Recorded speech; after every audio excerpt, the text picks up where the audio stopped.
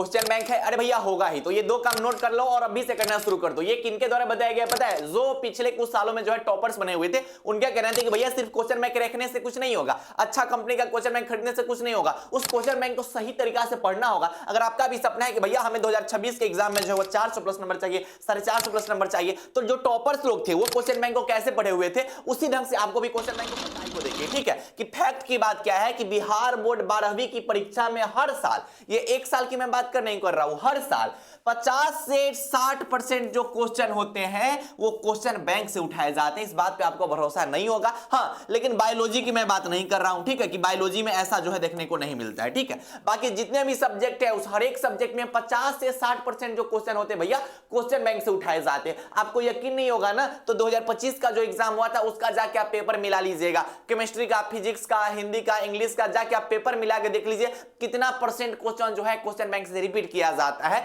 तो क्या भैया 2026 के एग्जाम में भी क्वेश्चन बैंक से रिपीट किया जाएगा? हाँ बिल्कुल रिपीट किया जाएगा, हर साल रिपीट किया जाता है भैया। तो टॉपर्स लोग कैसे पढ़ते थे क्वेश्चन बैंक? आज के इस वीडियो में हम आपको बताएंगे कि टॉपर्स जो लोग थे ना वो क्वेश्चन बैंक को कैसे पढ़ाई किए हुए थे। उसी ढंग से अगर आप पढ़ाई करते हो ना तो आपके भी बहुत बेहतर नंबर आ जाएंगे। सबसे पहले मैं आपको बताऊंगा कि ऑब्जेक्टिव आपको कैसे कंप्लीट करना है ताकि जो है ऑब्जेक्टिव में आप बेहतर नंबर ला सकते हैं। अगर आपने अभी तक चैनल को सब्सक्राइब नहीं किया तो भैया चैनल को सब्सक्राइब कर लीजिए, क्योंकि आप बिहार बोर्ड के ऐसे गाइडेंस चैनल पे आए हो जहां पे आपको एग्जाम तक आपको बहुत सपोर्टिव वीडियोस मिलने वाले हैं, एग्जाम के बाद भी ऐसे वीडियोस मिलेंगे जो आपके लिए बहुत लाभदायक होने वाले हैं। ठीक है, तो आप वीडियो को जो है वो दोस्तों तक शेयर भी कर दीजिएगा। टॉपर ने क्या बताया, मैं बहुत ऐसे भाई बहन से बात किया जो बहुत बेहतरीन नंबर लाए हुए थे 2025 के एग्जाम में, 2024 के एग्जाम में। उनका कहना था कि बच्चे क्या करते हैं ना कि क्वेश्चन बैंक के ऑब्जेक्टिव को रटने लगते हैं, जो कि गलत तरीका होता है। आपको काम क्या करना है कि अगर आपके पास नोट्स है, ठीक है, आप किसी न किसी ऑफलाइन ऑनलाइन में कहीं ना कहीं पढ़े होंगे, मान लेते हैं कि फिजिक्स है, केमिस्ट्री है और बायोलॉजी है, ठीक, तीन सब्जेक्ट का हम बात करते हैं। तो ये आपके पास अगर नोट्स है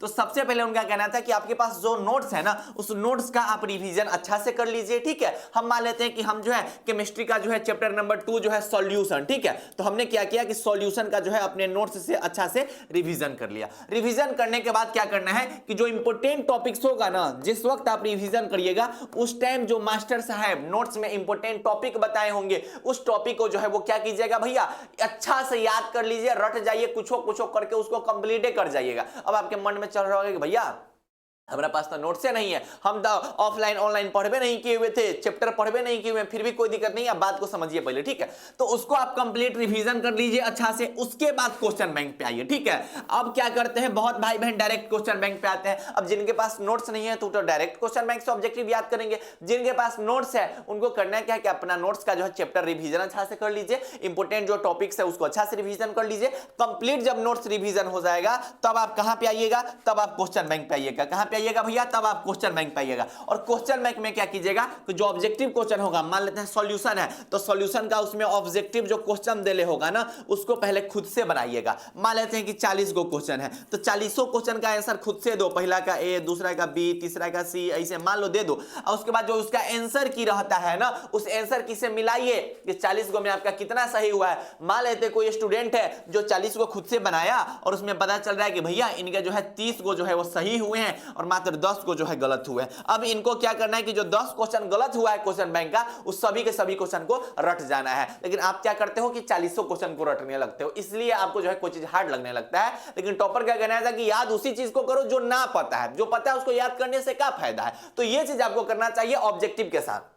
और अभी से आज से ये काम करना शुरू कर दीजिए, हर एक सब्जेक्ट में हर एक चैप्टर में ये काम आपको करना है। इससे क्या होगा पता है कि क्वेश्चन बैंक का आपको वो क्वेश्चन का आंसर नहीं पता था जो आपके लिए नया था। अब बाद में आपने क्या किया, जो भी क्वेश्चन आपसे गलत हुए थे या फिर जो क्वेश्चन आपको पता नहीं था उसको अगर आप याद कर गए हैं, इसका मतलब है कि अगर बिहार बोर्ड में फिर से अगर क्वेश्चन रिपीट किया जाएगा तो उन सभी क्वेश्चन का आंसर आप आराम से दे दीजिएगा। तो ऑब्जेक्टिव में आपको ये काम करना है हर एक सब्जेक्ट में। मान लेते हैं कि भैया आपको फिजिक्स में करना है तो फिजिक्स में भी आप वही करोगे, सेम टू सेम वही काम आपको करना है। अगर मान लीजिए कि आपके पास नोट्स नहीं है तो नोट्स नहीं है तो कोई दिक्कत नहीं है मेरे भाई, आप क्वेश्चन बैंक का ऑब्जेक्टिव आप याद कर लीजिए, कोई दिक्कत नहीं है। ठीक है, आप ऐसे कर सकते हैं। उसके बाद सब्जेक्टिव में क्या करना है तो टॉपर्स द्वारा ये बताया गया सब्जेक्टिव के लिए कि भैया अभी कम से कम जो है मिनिमम जो है 2021 से 2025 का तो सब्जेक्टिव क्वेश्चन जो है हर एक स्टूडेंट को सॉल्व करके जाना चाहिए। 2021 से 2025 मिनिमम सॉल्व करके जाना चाहिए। इसके पीछे रीजन क्या है, जैसे इसी साल 2025 में जो केमिस्ट्री का पेपर हुआ था उस केमिस्ट्री केमिस्ट्री के पेपर की मैं सच्चाई आपको बता देता हूं